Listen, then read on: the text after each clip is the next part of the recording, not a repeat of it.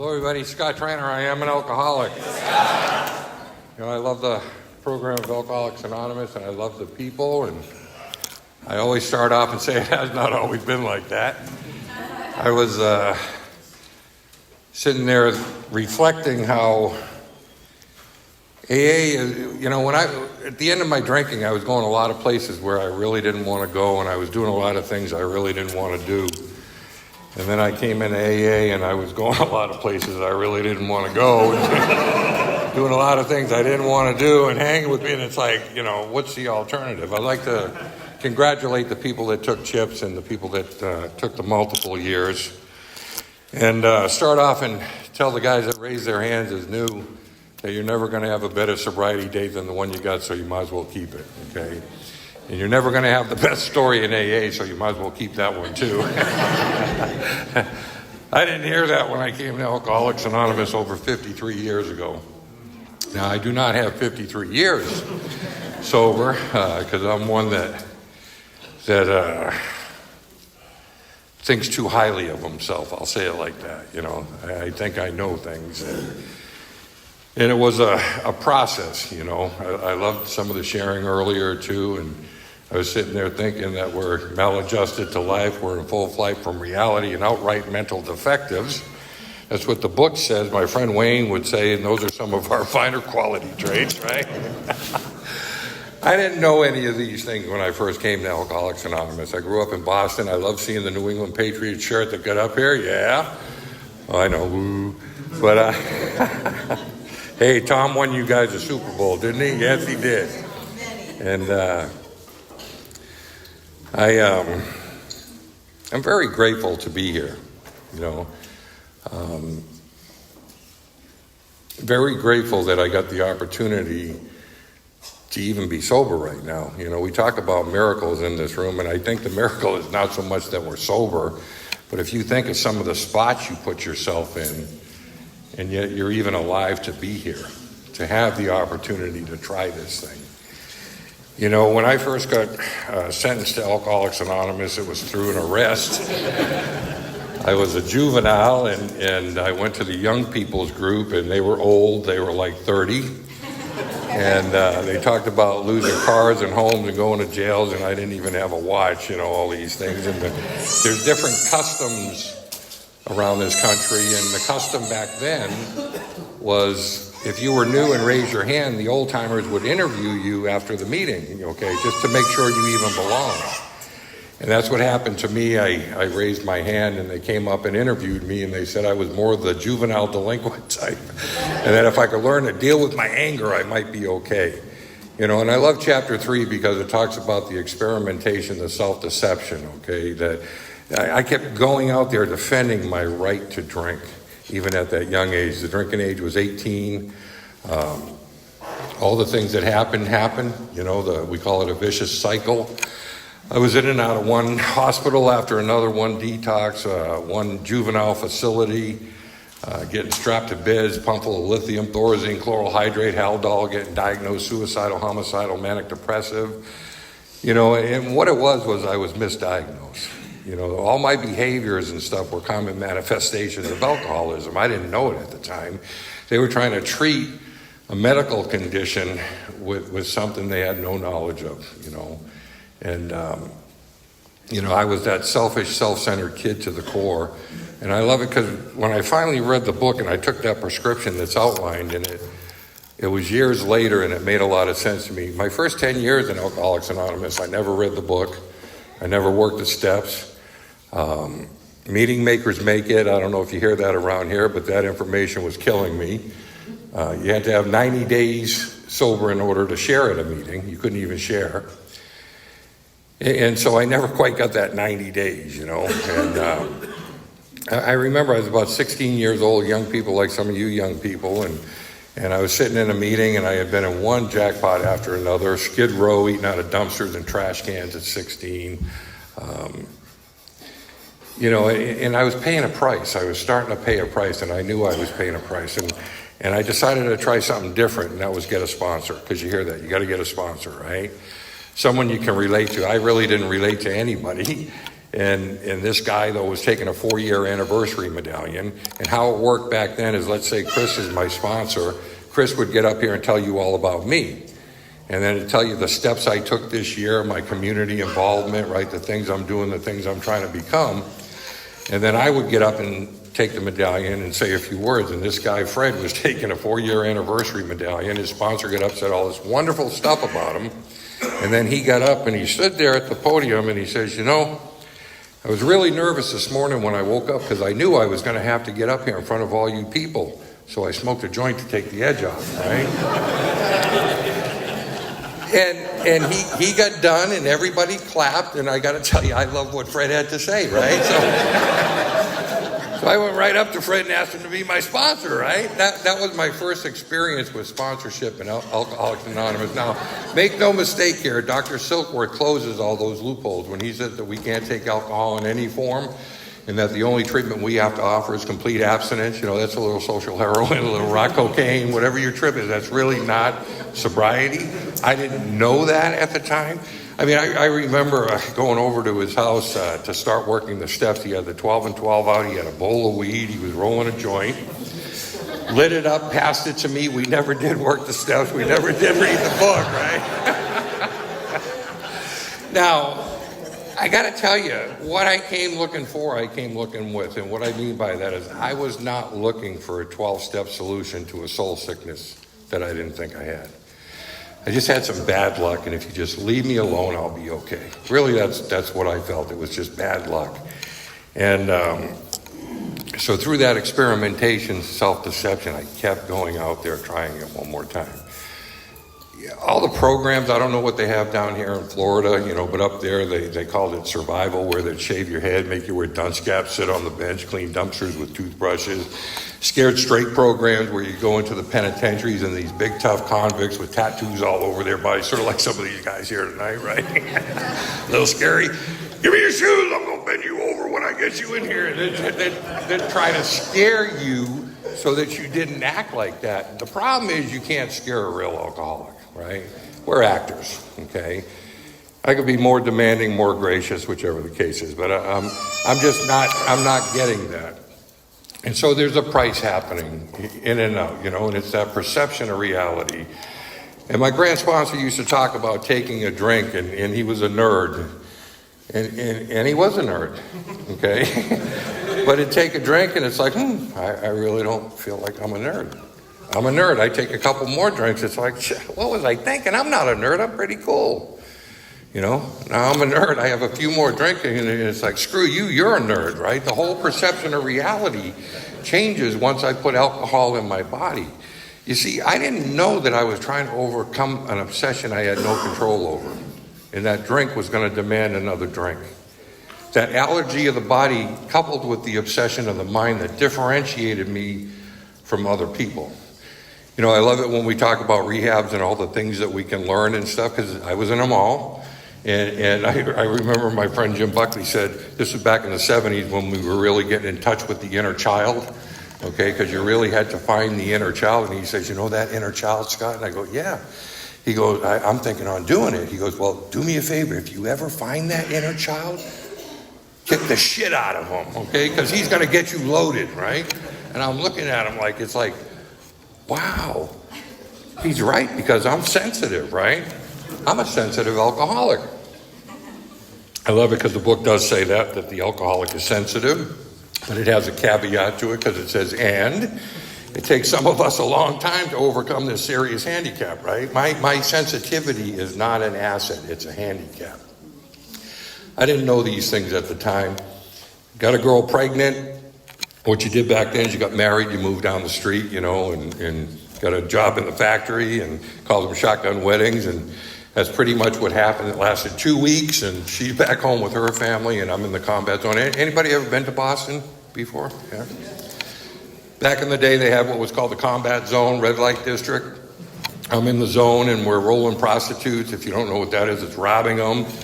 And, and I get arrested for armed robbery, and I'm an adult now. And I go into the Charles Street jail, the oldest jail in New England, 5 tiers, right? And I walked in like that Richard Pryor and Gene Wilder movie, Stir Crazy. That's right, we bad. And I walked in, the guy got thrown off the 5th tier and he got killed, and it scared me to death. Because I had heard all those things that happen to cute little punks once they get you in there. And I was cute. I had long hair. I was cute. I was worried. Massachusetts is a Commonwealth law state. What that means basically is you get the right to face your accuser. If they don't show up 3 times in court, they dismiss it. But I was facing 8 to 10 years with this charge, and I ended up getting bailed out. And this is where our souls become really dark, because I couldn't picture life with alcohol or without. This only became the normal life for me. And I'm a blackout drinker too. Any blackout drinkers here? Yeah. Any projectile pukers? We can drink more, right? And I just couldn't picture this life without alcohol. Even being in AA all those years, okay, never working the steps, never taking that solution that's in the book, not knowing about these steps, traditions, or concepts, thinking I knew what AA was just by coming to meetings and becoming a parrot, mouthing the words. And I went home to my dingy little apartment, and I climbed in the bathtub, and bottom line is I cut my wrist all the way down, and I bled out. I came to 5 days later on the critical list, and you hear people say they can't even do that right, and that's really what I felt. I couldn't even do that right. And I ended up beating that case. It's pretty hard to find street people, and this case got dismissed, and I went back to that apartment, and I tried to commit suicide again because I knew I was going to drink. I knew I was off and running. And I found myself in Medfield State Hospital, strapped to the bed again, getting pumped full of all these drugs, and just defeated. Okay, just really defeated, and wondering what am I going to do. And this woman came and saw me, and she told me about this guy named Jesus Christ, that if I accepted him as my personal savior, behold, everything would be new. And I was Irish and Catholic and all that, and she's telling me about this loving God, and I figured, why not? Because we go from one extreme to the next. We're either really good or we're really bad. And I decided, why not? And I accepted Christ as my personal savior, and I went in straight from the psych ward to a program called Teen Challenge, okay? And I quit swearing, smoking, watching TV, listening to rock and roll. I started going to Bible study 7 hours a day, church 7 days a week. Started traveling New England, giving my testimony, how Christ has saved my life. I became, I entered the ministry. I became what you call a Bible thumper. And I'd come into rooms just like this and halls like this, and people would be talking in tongues and passing out. And I'm that square peg, just want to fit. I want to fit so bad, because these Christians, they had something in their eyes that I wanted. I didn't quite know what it was, but they had something that I wanted.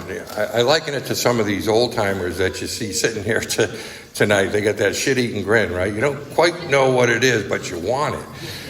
And so I'm an actor, right? I'm an actor, and so please understand too that this is a real experience for them. For me, I'm acting though. I'm 3 months into this program. I'm 3 months away from my solution, which is drinking, and all those other things, okay, where they say that we don't talk about drugs from the podium of Alcoholics Anonymous, and yet you would be amazed at my amazement when I finally read the book and it said gin and sedatives. What's gin and sedative? Oh, that's drugs and alcohol. Well, I did that too, right? Because I'm a garbage pail. It's the magic elixir. I don't care if it's heroin, back then it was freebasing, but cocaine, Quaaludes, you name it, we did it, right?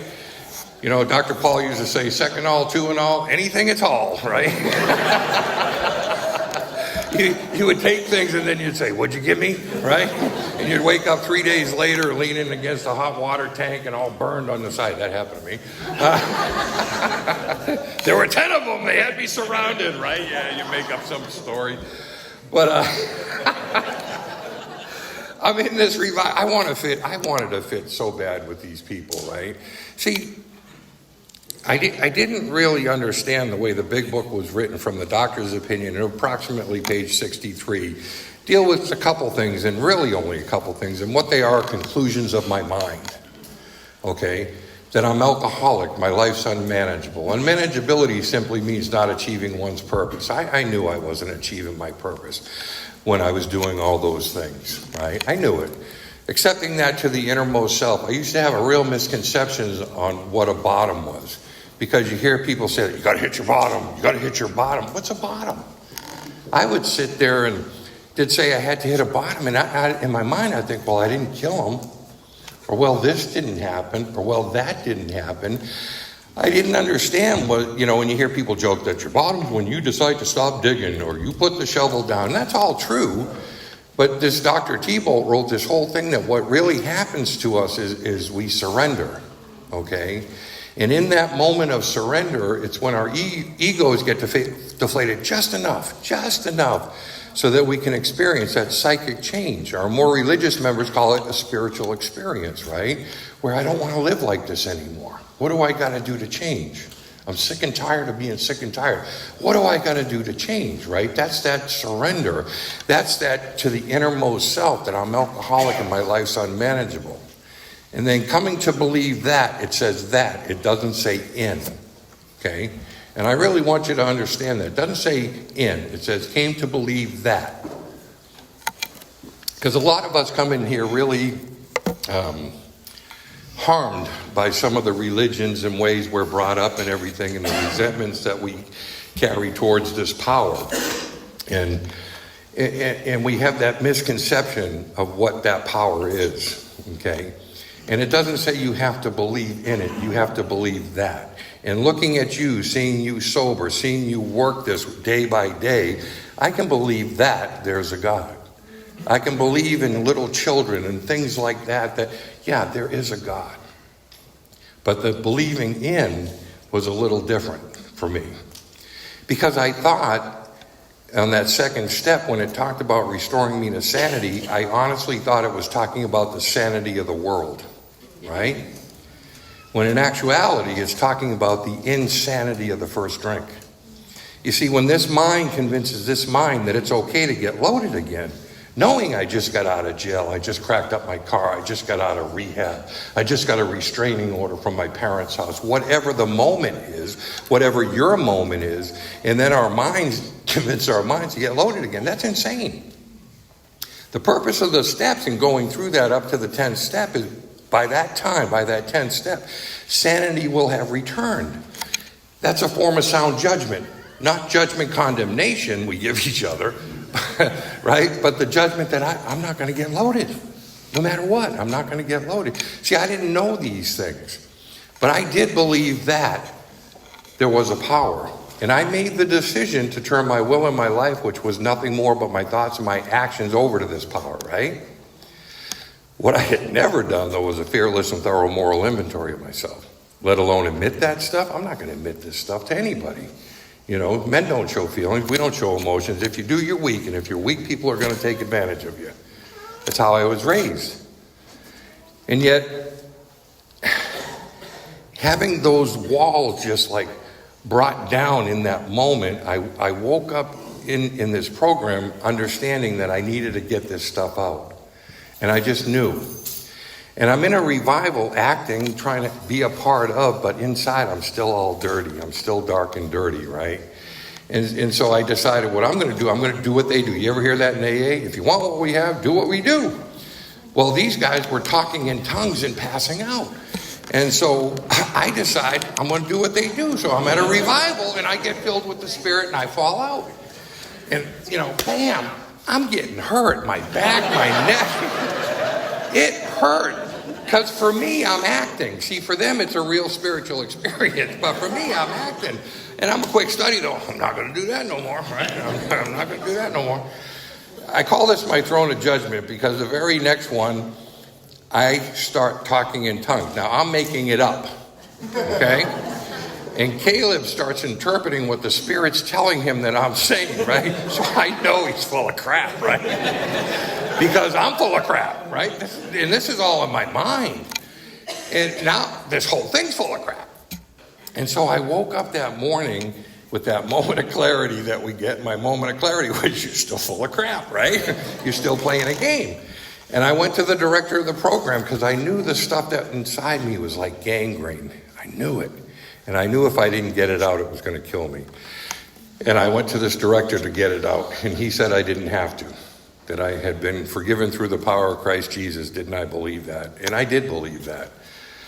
Not understanding the real implications of step 4 and 5 and that healing process that we go through what I'll talk about a little later with the other steps.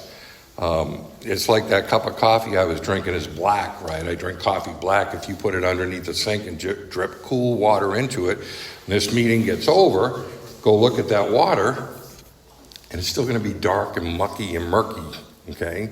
What that fourth step and fifth step is designed to do is dump it, and then maybe I could retain some of that good stuff, right?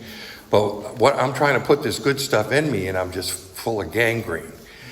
And so we start quoting scripture back and forth, and you know what happened? I told him what he could do with his program. And defiance, right? What does the 12 and 12 say? Defiance is one of our chief characteristics. I'm very defiant. If you're a police officer, babysitter, teacher, you try to tell me what to do, I'm defiant. And I walked away from that program, and I walked in the same, projects, same acquaintances, and I'm not going to drink anymore. I know I got a problem drinking. I'm just going to smoke a little weed because that's not my problem. I had never been told not to in AA.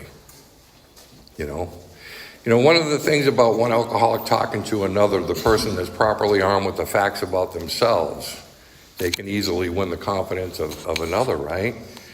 I wasn't talking with people that were properly armed with the facts about themselves, let alone these steps, traditions, and how this program works. And so I was doomed, even in AA, okay? I was doomed because I started smoking weed, and you know what happened. A beer passed in front of me I couldn't bring to sufficient force the pain, the misery of a week or a month ago, and I drank. And so many of us do one more time, and I drank. And that drink took a drink, and the drink took me, and all the bad things happened. And I share this story just to really drive home the cunning, baffling, and powerfulness of alcoholism, because November 14th, 1979, I pulled my car over on over the Cape Cod Canal. There's a bridge called the Bourne Bridge, and I pulled my car over, and just total despair, lonely, flawed, defective, unlovable, all the feelings, restraining orders against me. Can't even see my new son. Burned everything to the ground one more time. And I'm sitting on this bridge, and I was up there, big drama, 4.5 hours, and I'm really delusional, thinking of how the West was won, and I would have been a great Indian Sioux chief, or I would have been a great gangster like Dillinger, right? I'm thinking these things. I'm not thinking good, positive things that were taught to me growing up, because there were a lot, okay? But I'm thinking all the bad things, the woulda, coulda, shouldas, and I should turn left when I should have turned right. And underneath is this campground. I'm 169 feet in the air over the canal, and there's a campground called the Bourne Scenic Park. And all the campers came out, and they set up lawn chairs, okay? And they're yelling at me, "Jump, you mother, jump!" And I'm looking down, and I'm going, man, these guys are crazy. Don't they know if I jump, I'll die, right? That self-absorption, I got me on me, and I can't get me off of me.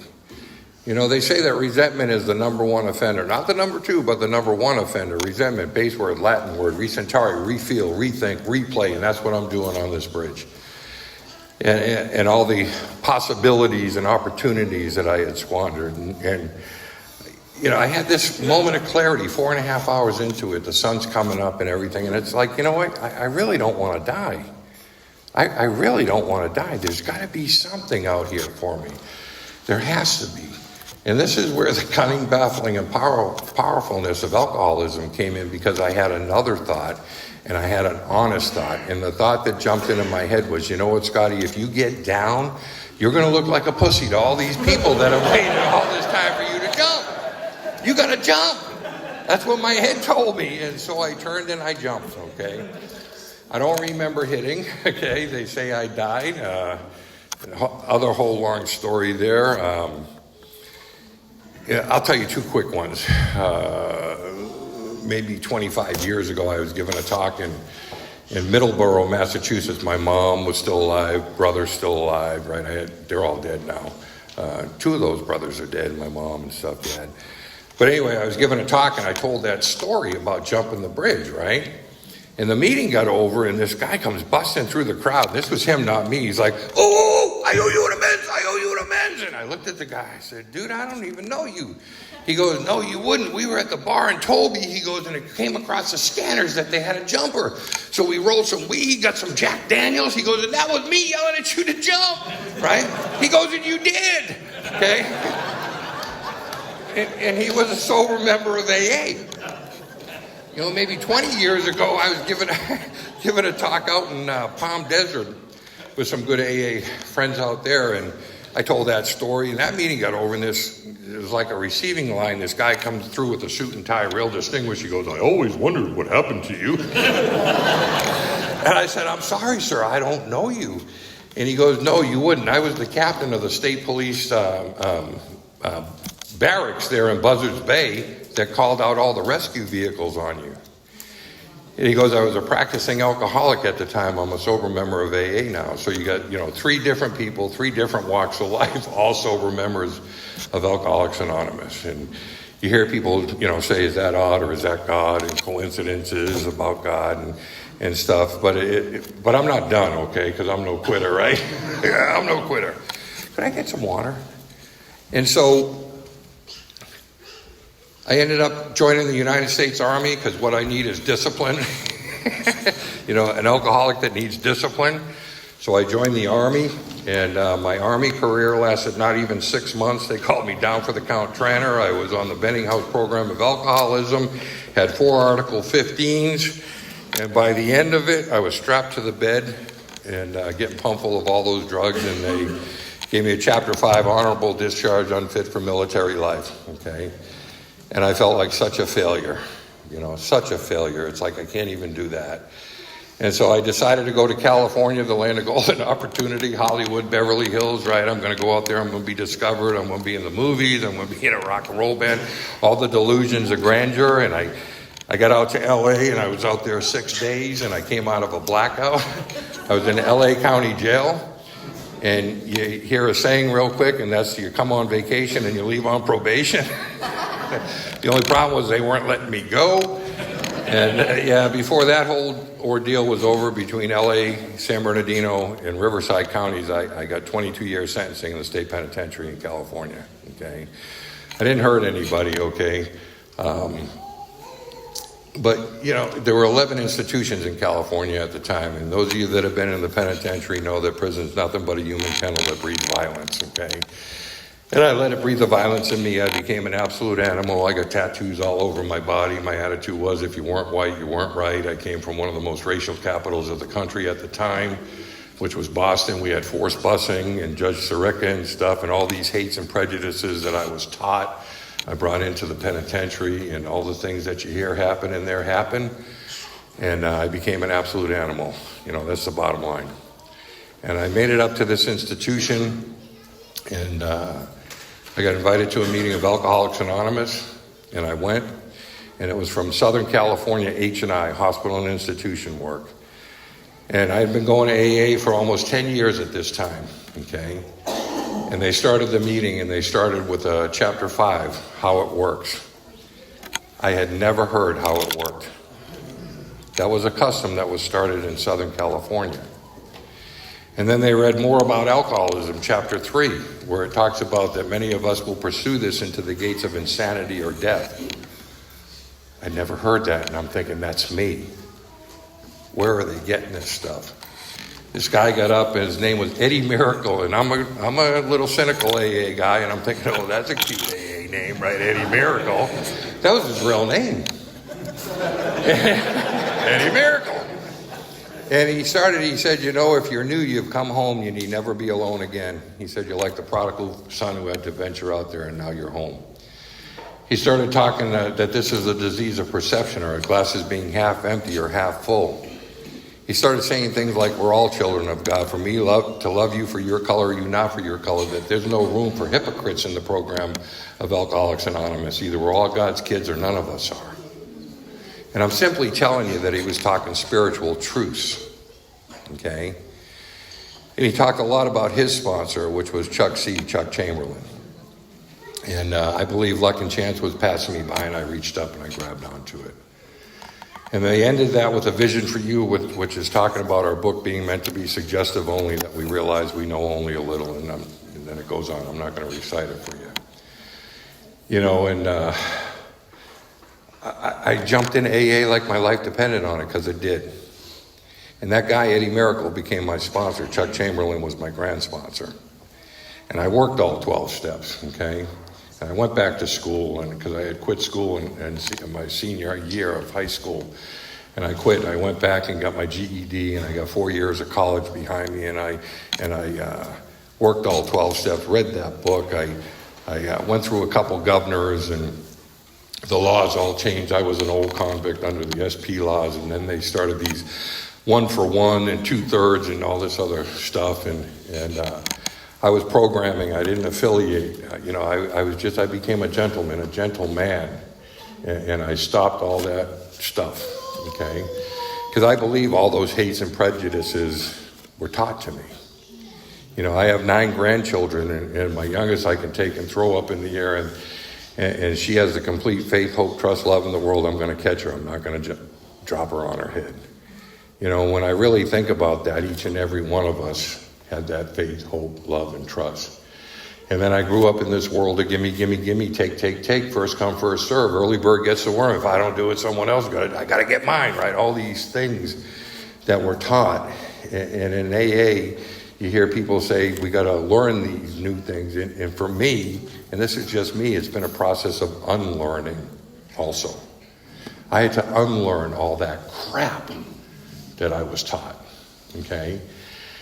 And the world opened up for me. You know, people told me all my life what a piece of crap I was and what I wouldn't do and what I wouldn't become, and I'm sitting in a room just like this with people just like you, and you're telling me what I can do and what I can become if I'm honest and willing enough to try this thing. You know, and I jumped into it.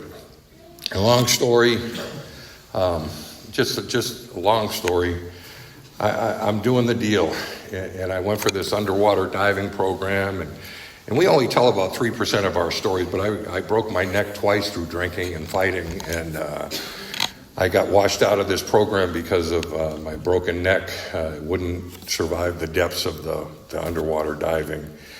And they put me on this fire crew, Camp Valley Springs fire crew, and I'm up there cutting trail for, firefighting, and in this campground, and there's a tent trailer sitting up there on the hill, and a couple of women are getting dressed, and you could see that, not see them, but see their outline, and my buddy and I went up, we're in prison blues and got our Pulaski and McLeods, and we're up there, and the door opens up, and this young girl comes out with long dark hair, and I looked at her, and hey, how you doing? And she says, you think you can make any more noise? And I go, well, we're going to be here all week if you'd like to leave a wake-up call, right? And she slammed the door, okay? And I knew she wanted me, right? Right? The alcoholic, she looked at me, okay? So I went back to the cell that night, and I wrote this note. I'd been down a little over 4 years at this time. And I wrote this note, and I introduced myself. And that I was a poor Bostonian, okay? I'd been down a little over 4 years, and I'm on this program of rigorous honesty, and I was wondering if she would meet me in the bathroom for a quickie, okay? I really wrote this, right? And I said, I need you to understand there's no love involved in this. It's strictly lust, right? So I snuck it out in my camp boot, and I put it in the ladies' room. So the next morning she comes out, right? And I says, there's a letter in there for you. She goes, gets the letter, goes in the camper, and never comes out. It's like 1 hour, 2 hours, 3 hours later, right? I'm going, oh no, if she gives it to the cop, they can rearrest you and put you in the hole and all this stuff. For contact with free people. So the door opens, she comes out, I said, I was just kidding. And she goes, you weren't kidding, right? And I wasn't kidding, but but I said, well, maybe we can be friends and we can write, right? And so I'd like to introduce you to my wife, Kim, here, okay? Okay?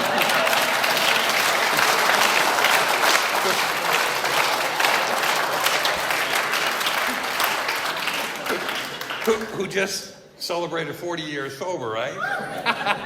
Now, see, I thought she was a normie. I didn't know she was up there with her friend Lynn, doing a bunch of cocaine and drinking all week, right? Because her credit cards had expired, right? They took her credit cards. Anyway, that's another story. That's her story.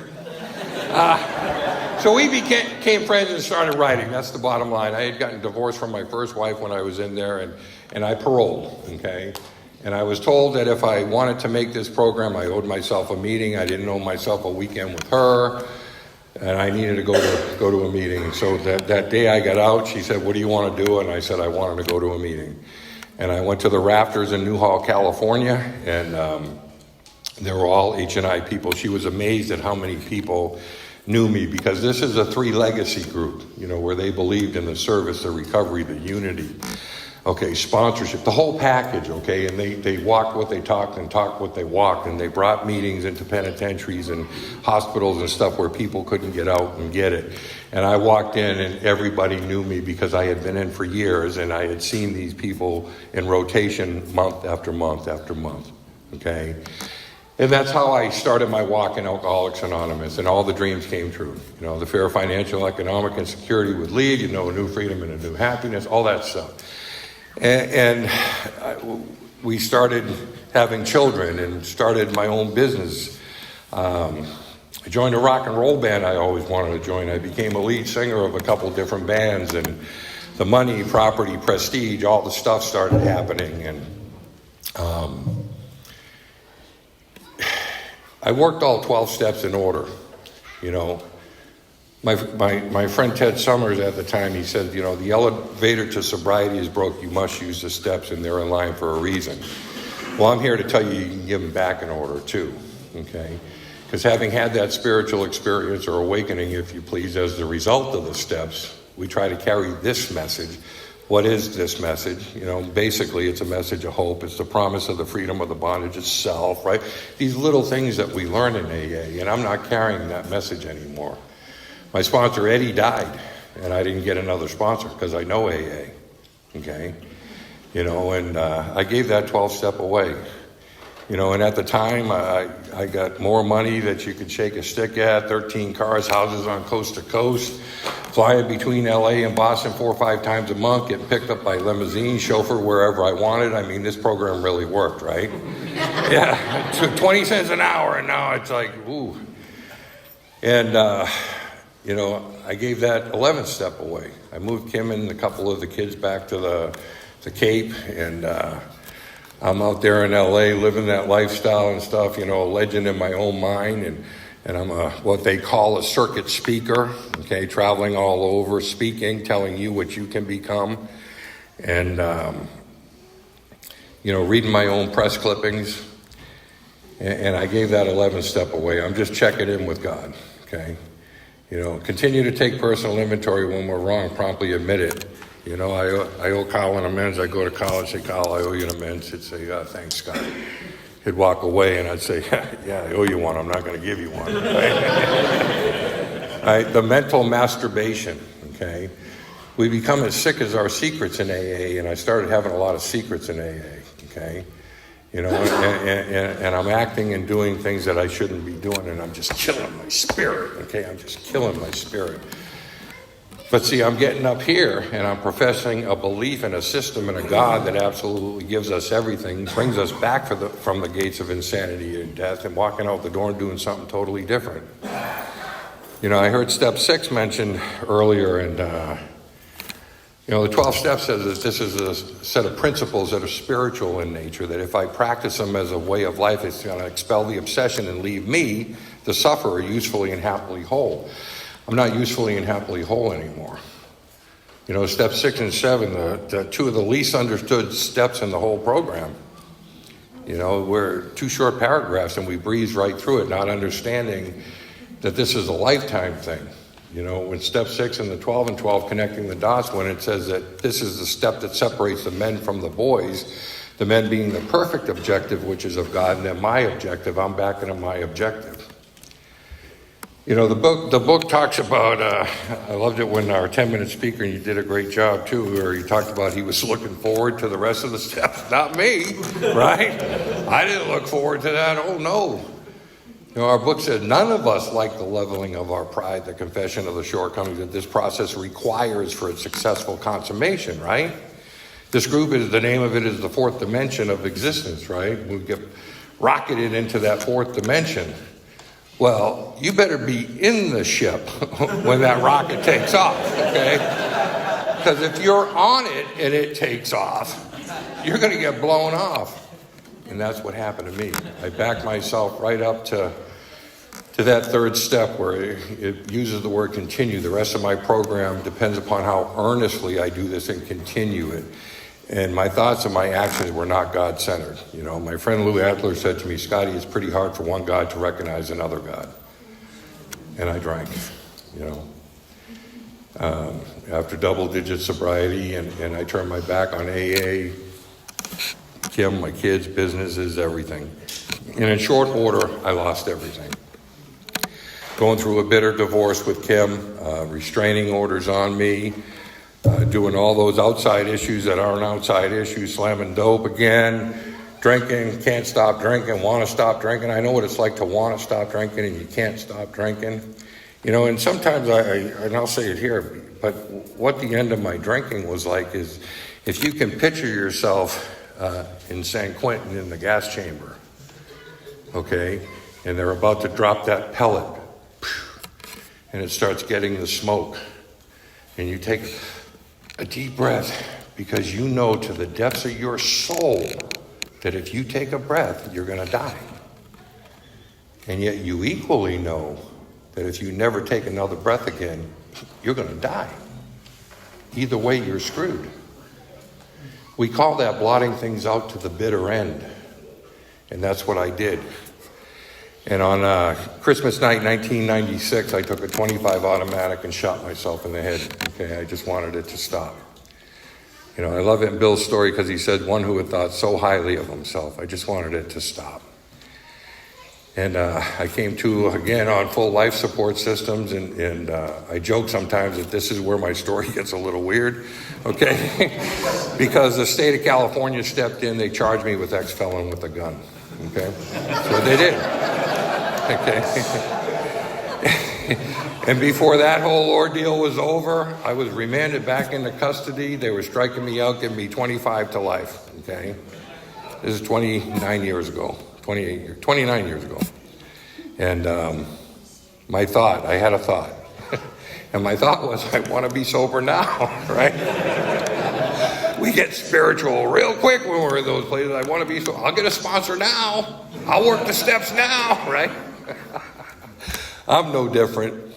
If you ever read Daniel in the Lion's Den or Peter sitting there and the light coming and the chains falling off, that's my story, okay? That relationship that was so damaged, Kim said to me one night we were going through this divorce, and she said, you know, Scotty, our relationship is so damaged, I don't even think God could fix it. Okay?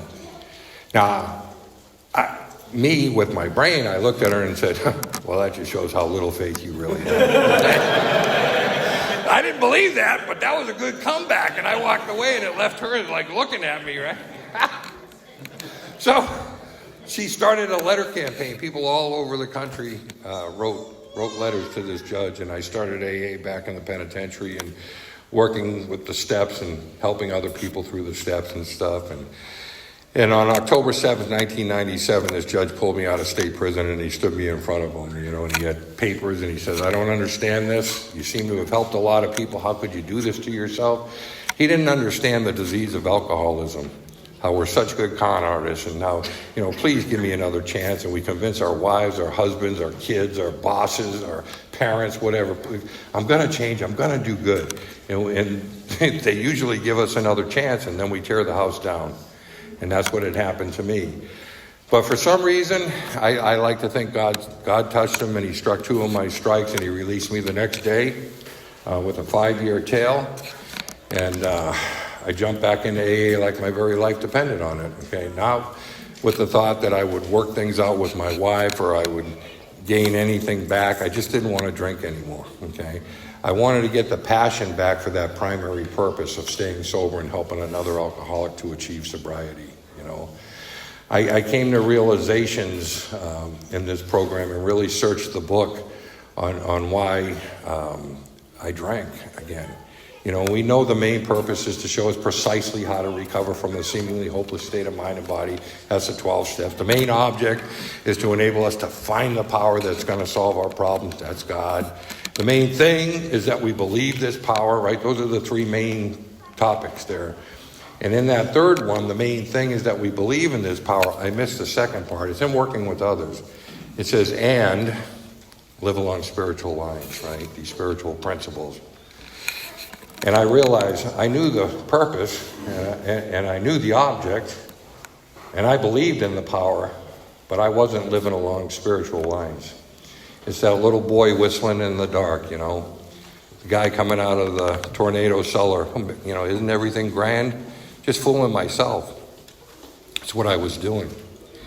And so I redoubled my effort in the spiritual realm, and all the things started coming true again, you know. I worked things out with my wife. Got 5 kids, 9 grandkids now. Traveled the world for Alcoholics Anonymous. I'm not a circuit speaker. You know, people like using that moniker. But I was told 26 years ago, why don't you just be a talker, Scott? It's one alcoholic talking to another alcoholic. So just be a circuit talker, okay, right? That's what he said to me, and it's like, I get it, you know, because I'm not here to preach to you, to speak to you, to tell you. I'm telling you some of the crap and stuff that I did and the mistakes that I made that maybe you cannot make them. Okay, that maybe you can learn, as I've learned through the school of hard knocks, not to take that first drink no matter what. What did you learn? You learn not to take the first drink, okay? And traveling all over the place, I could tell you some wild stories that would just knock your socks off, and that's good, but it's not to impress you, but to impress upon you that I don't care where you are right now, you can become whatever you're capable of becoming. See, because it's no longer what would Scotty have me be, but what would God have me be. And I worked with people, okay? And I sponsored people, and I took people through the steps. And when we talk about the amends process, okay, and I mentioned that rocket ship being the 4th dimension, people don't tell you that 9th step really is the rocket fuel, right? That propels us into that 4th dimension, which is the 9th step. And I had a guy I was working with, and many years ago, part of his amends process was coming to the state of Florida to make amends, of which he ended up having to do a couple years in the penitentiary, okay? And he brought a book with him, and he came properly on with the facts about himself, and he started helping people. And just to show you that AA is like a pebble in a pond where you never quite know where it's going to ripple out and who it's going to touch. That person helped Chris get sober. Chris, stand up for 1 sec. Just stand up. Just stand up. I know you're not supposed to do this. No, stay standing. Now, anybody that is sponsored by Chris, please stand up. Anybody that Chris sponsors, stand up. Oh, yeah. Okay. Now, watch. Anybody that these guys sponsor, stand up. Look at the generations that are going down now. Okay, from that simple act of working the steps, throwing that pebble in a pond, and working out in the wives and the children and the things that we affect that we don't even know that we're doing. We don't even know we're doing that. Okay? My hope for you, okay, is that you take this big book of Alcoholics Anonymous and cut a suit out that's going to fit you, okay? Because my suit might get you drunk. I don't want you to do it my way. All right? 2 things, and I know I'm out of time, but I have to share them because there's a lot of women in the room, and this meant so much to me many years ago. I was in Fredericksburg, Virginia, and this woman was taking a 30-year medallion. She was 85 years old. She was white. And this is her, not me. She got up and she talked about what it was like growing up in the South. And on their block they had Mammy. Mammy was a big black woman, and all the kids in the neighborhood would go and sit on Mammy's lap. And she remembered when she was 5 years old sitting on Mammy's lap, and she was rubbing Mammy's arm. And Mammy looked down at her and said, child, my skin is as dark as the night. but my soul is as white as snow, just like yours. And she's a little 5-year-old girl and just runs off. 50 years later, in the grips of this disease, where it talks about us waking up to the hideous 4 horsemen of the terror, the bewilderment, the frustration, and the despair. That's when we're coming out of it, not when we're in it. And she looked at her arm, and she had that surrender. And she remembered Mammy.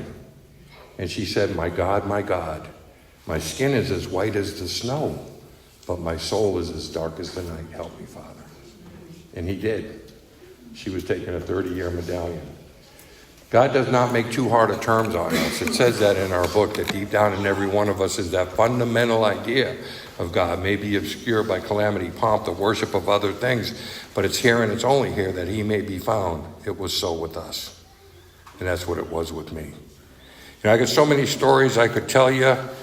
The walks that we've had this time, my wife, we moved to upstate New York. She became a judge.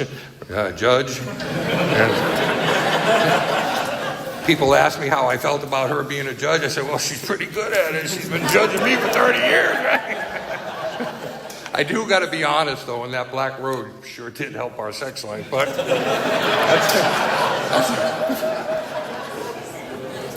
that's another story.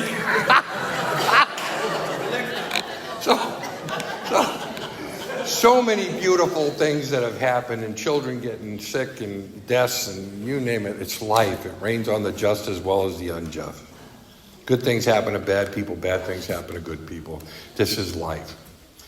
And I want you to think of this because it meant so much to me many, many years ago, sitting in the penitentiary, sitting in the cell, trying to figure out what the heck was going on. And I read something that changed my life. And what it said is that when you go home tonight or wherever you're going, look in the mirror. I believe the eyes are the windows to the soul, okay? And look in the mirror, because you can bullshit me, but I can't bullshit myself, and you can't either. And what it said is that when you get what you want and you struggle for self and the world makes you king for a day, just go to a mirror and look at yourself and see what that man has to say. For it isn't your father or mother or wife whose judgment upon you must pass. The fellow whose verdict that counts most in your life is the one staring back from the glass. He's the fellow to please, never mind all the rest, for he's with you clear up to the end. And you've passed your most dangerous, difficult test. The man in the glass is your friend. Some people may call you a straight shooting chum and call you a wonderful guy, but the man in the glass says you're only a bum if you can't look him straight in the eye. You may fool the whole world down the pathway of life and get pats on your back as you pass, but your final reward will be heartaches and tears if you've cheated the man in the glass. I cheated myself for a long time, both in and out of Alcoholics Anonymous. I didn't like my booze watered down. What do I want this stuff watered down for? This is the real deal. If you're an alcoholic, I'd like to welcome you to Alcoholics Anonymous. Thank you.